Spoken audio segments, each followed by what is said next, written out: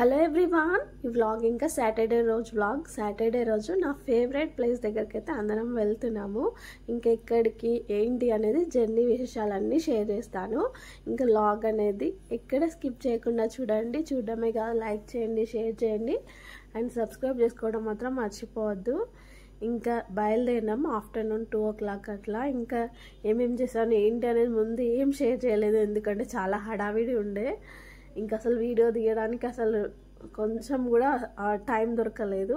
So ఇంకా జర్నీలోనే start చేసిన. ఇంకా ఫైనల్గా అయితే బయలుదేరినాము. ఇంకేంటంటే బయట ఎంత ఎండగా ఉంది తెలుసా, నేనైతే షాక్ అయిపోయినా. నేను ఇంకా వింటర్ సీజన్లోనే ఉన్నా, కాదు సమ్మర్ సీజన్ స్టార్ట్ అయిపోయింది. అదే చెప్తుండే మా ఆయనే, నీకు ఇంట్లో ఉంటే తెలియట్లేదు కానీ బయట సమ్మర్ స్టార్ట్ అయ్యి 1 week అవుతుందని. నిజమే, అది నాకు అసలు ఇంట్లో ఉంటే తెలియలేదు. కానీ బయట అయితే టూ మచ్ వేడి ఎండ ఉండే. మేమున్న 2 days మాత్రం టూ మచ్ ఎండ, అంటే నార్మల్ది కాదు, ఇంకా మేలో ఉంటుంది చూడండి వేడి, అట్లా ఉండే. ఇంకా అందులో మేము ఆఫ్టర్నూన్ 2 o'clock అట్లా బయలుదేరేసరికి ఇంకా వేడి ఉండే. పిల్లలు నేనైతే చాలా టైర్డ్ అయిపోయినాం. కొంచెం దూరమే జర్నీ చేసినాం కానీ చాలా టైర్డ్ అయిపోయినాం. మధ్య మధ్యలో కూల్ డ్రింక్స్ తాగుతూ, కూల్ వాటర్ తాగుతూ జర్నీ అయితే అట్లా కంటిన్యూ చేసినాము. ఇంకా ఫైనల్గా నా ఫేవరెట్ ప్లేస్ అయితే దగ్గరకు వచ్చేసింది. ఇంకా మీకు తెలుసుగా, వేములవాడ అయితే వెళ్తున్నాము మేము. ఒక మొక్కు ఉండే, మొక్కు తీర్చుకోవడానికి అయితే వెళ్తున్నాము.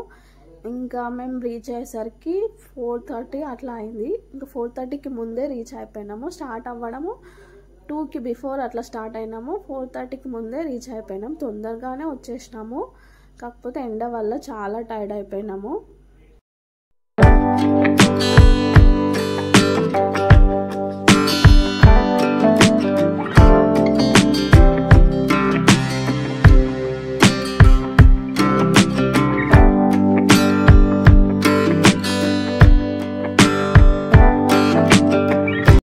ఫైనల్లీ వేములవాడ రీచ్ అయినట్టే అని చిన్నప్పటి నుంచి నాంపల్లి గుట్ట దగ్గర ఉన్న పాముని చూడగానే ఫిక్స్ అయిపోయే వాళ్ళం. చిన్నప్పటి నుంచి అదొక గుర్తు. తర్వాత ఈ కమాండ్, వేములవాడ రాజన్న కమాండ్ని చూడగానే ఉన్న టైర్డ్నెస్, ఎండ, వేడి అన్నీ పోయి ఎక్కలేని ఎనర్జీ, హ్యాపీనెస్ వస్తుంది అన్నమాట. ఇంకా ఈ బ్రిడ్జ్ చూడగానే ఇంకా రీచ్ అయిపోయినాం వేములవాడ అని ఫిక్స్ అయిపోతాం. ఇంకేంటంటే ఇప్పుడు మేము సాటర్డే వచ్చినాం కదా, సాటర్డే సండే వీకెండ్ చాలా పబ్లిక్ ఉంటారు అనుకున్నాము. ఇంకా మిగతా డేస్ అయితే పిల్లలకి స్కూల్ ఉంటుందని అయితే ఈరోజు అయితే వచ్చినాం, కానీ చాలా పబ్లిక్ ఉంటారేమో అనుకున్నాం. కానీ ఎవరు లేరు. సాటర్డే రోజు అయితే ఊరు లోపలికి ఎంటర్ అయినా కూడా ఎవరు కనిపించట్లేదు. అమ్మాయ ఎవరు లేరు అనుకున్నాం. మరి సండే అట్లా చూడాలి. మాకైతే ఈరోజు దర్శనం లేదు, ఎందుకంటే అన్నం తినేసి వచ్చినాం కాబట్టి ఈరోజు అయితే నిద్ర చేసి పడుకొని రేపు మార్నింగ్ అయితే దర్శనం చేసుకుంటాము. ఇదే నందీశ్వర కాంప్లెక్స్. నాకు ఇందులో ఉంటేనే చాలా హ్యాపీనెస్, చాలా ఇష్టము. చూడాలనుకున్న రూమ్ దొరుకుతుందని, కానీ ఫైనల్గా అయితే రూమ్ దొరకలేదు. మేము కార్లో కూర్చున్నాం. మా ఆయన రూమ్ కోసం వెళ్ళిండు. చాలాసేపు ఉన్నాడు. ఆఫ్టర్ 2 hours తర్వాత అయితే వచ్చింది. కానీ నందీశ్వర కాంప్లెక్స్లో అయితే రూమ్ దొరకలేదు. లక్ష్మీ గణపతి కాంప్లెక్స్లో అయితే దొరికింది. ఇంకేం చేద్దాం, ఏదో ఒకటి అయితే అని వెళ్ళినాము. ఏంటంటే కార్లో కూర్చున్నప్పుడు అయితే చాలా వేడి వచ్చేసింది. ఇంకా కారు మూవ్ అవుతున్నప్పుడు అన్న గాలి వచ్చేసింది, కానీ కార్లో కూర్చునేసరికి చాలా వేడి వచ్చింది. చాలాసేపు వెయిట్ చేసినాము. ఇంకా మా ఆయన వచ్చినాకైతే ఏదో ఒకటి ఇక లక్ష్మీ గణపతి కాంప్లెక్స్కి అయితే వచ్చేసినాము. ఇందులో రూమ్స్ బాగానే ఉంటాయి, కానీ ఏంటంటే నందీశ్వర కాంప్లెక్స్లో ఉన్నంతగా అయితే ఉండవు. కొంచెం నార్మల్గా ఓకేగా ఉంటాయి. కానీ ఇప్పుడైతే మేము చాలా టైర్డ్ అయి ఉన్నాం కాబట్టి ఇంకేదో ఒకటి అని అయితే ఇందులో కాసేపు రెస్ట్ తీసుకొని ఇంకా తర్వాత అయితే బయటికి వచ్చేసినాం టీ తాగా.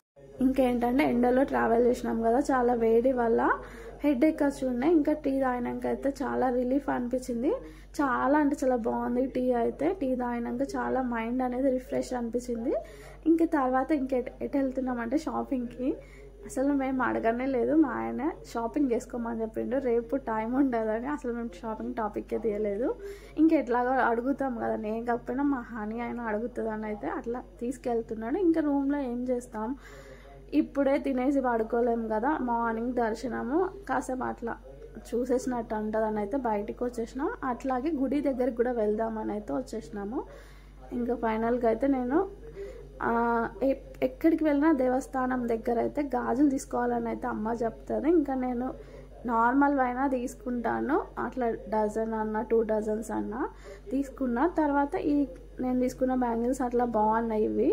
ఇవి కూడా తీసుకున్నా, మెటల్వి సైడ్ బ్యాంగిల్స్ అన్నమాట. అవి కూడా తీసుకున్నాను.